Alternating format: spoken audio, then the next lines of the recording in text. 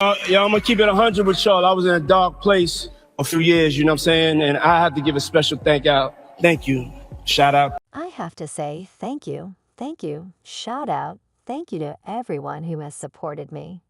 I'm going to be very honest with you all because I went through a difficult period a few years ago, as you can understand. Christina Corm, my chief of staff, Bishop T.D. Jakes, yes, K.K. Gibson is allowing me to be free, and Cassie is keeping me down during the difficult moments. Adoration scene, the name Diddy Combs is well known. He has been in the entertainment business for a very long time and is known for being a record producer, songwriter, entrepreneur, and mogul. However, let's not get ahead of ourselves and wonder what could make such a well-respected and well-liked person as Diddy, who has always maintained an exaggerated sense of self, reportedly be on the run.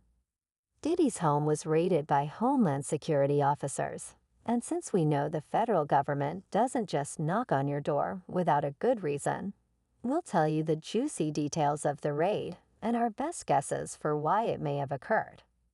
Representatives from our organization, the hip-hop moguls' houses, were unexpectedly searched by Homeland Security agents as part of an ongoing law enforcement and trafficking operation in New York. According to a source who spoke with the Wrap, federal authorities obtained search warrants for the raids in order to confiscate any weapons that Combs might have had in the homes and to gather all CCTV, computer files, and video footage from phones before any of it was destroyed. In the meantime, staff at Diddy's Miami home were also marched outside at gunpoint while a gunboat carrying armed agents flagged the property from the water. Additional details revealed that the inside of the legendary rapper's La home showed how the agents completely ransacked the property, taking all computer equipment. The law enforcement sort TV footage showed federal agents in full combat gear with rifles raised raiding his homes on Star Island in Miami and in High Hills, Los Angeles. Justin and Christian King, Combs' adult sons, were seen being marched out of the LA property at gunpoint.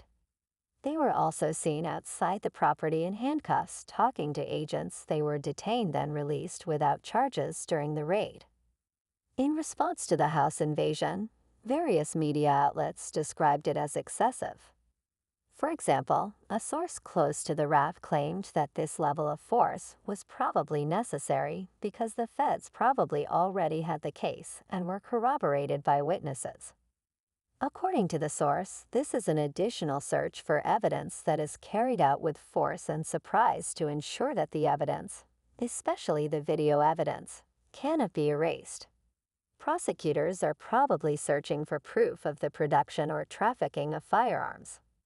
When asked about the large number of agents involved in the raid, Nomo Ramani, a former federal prosecutor and the president of West Coast Trial Lawyers who is not involved in the case, explained that it had to do with the size of Diddy's homes. The last thing you want when conducting a raid is to have too few agents and to put them in danger of violence. There is also a chance that people will flee or destroy evidence. Diddy's 9-bedroom home in Los Angeles, which he purchased for $40 million in 2014, has a lagoon-style swimming pool with a grotto. In response to the raid by the agents of Homeland Security, which involved the use of excessive military force to carry out a search warrant at Mr. Khan's residences, Diddy's attorney has spoken out. Diddy owns 2 adjacent waterfront properties on Miami's exclusive Star Island, a 1,954-foot mansion and one that is nearly 8,000 feet. The statement said, "There is no justification for the excessive display of force and hostility displayed by authorities, or the treatment of his children and employees." It went on, Mr. Combs was never placed in custody. Instead, he communicated with and assisted with authorities. Despite media conjecture, Dyer stated that neither Mr. Combs nor any of his family members have been placed under custody or had their travel privileges limited in any manner, and that no criminal or civil culpability has been found in relation to any of these accusations. Despite the strong denials from Diddy and his legal team, Mr. Combs is innocent and will keep fighting every day to clear his reputation. Rumors that the I'll Be Missing You singer may face a trial and a prison sentence still linger. Atop the media hierarchy, they created a compilation video featuring you since they claimed that you were signing Real Suspect during the interview. Did you notice that? No, I didn't see it, and you didn't see it, I swear to God. Take a look at this when they started playing the P.O. Pause game. I would bet that came from Harlem as well. I'm sure that if I said anything like, "Oh my God," the audience would go, "What did he just say that you know what I'm saying?" I don't play games. You all already know that I'm a mature man. I mean, you don't go back and look at that stuff and laugh. I mean, it could be funny, but I'm not really on it like that. You know what I mean. I mean, we can put Charlemagne's compilation against Diddy's comp. We have a bunch of them. I mean, I also don't do it because I know I'm bad at the game. I know I say reckless things out of my mouth that might add up to something with someone who might be homophobic, but I'm not homophobic and I really don't care. You know what I mean?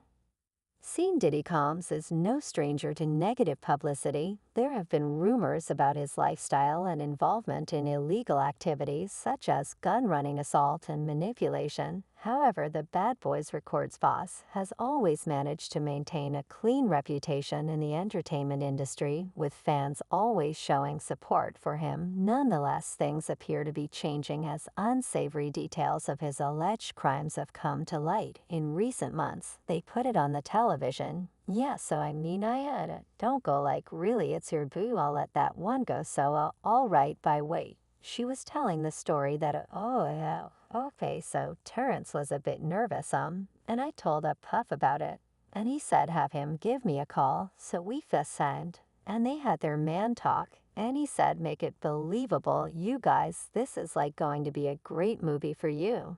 And he's proud of us. At the end of the day, the actor talked to Puff Yes, so I didn't know you call him Puff Yes Senior. I think everybody has their different name. Well, he seems like a good guy. I met him once when he was selling Usaric vodka.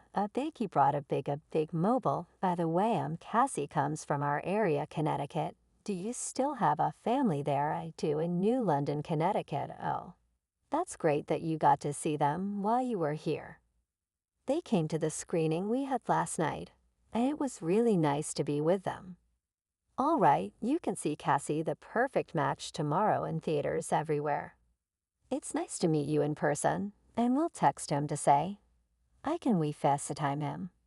What the heck, let's do it later.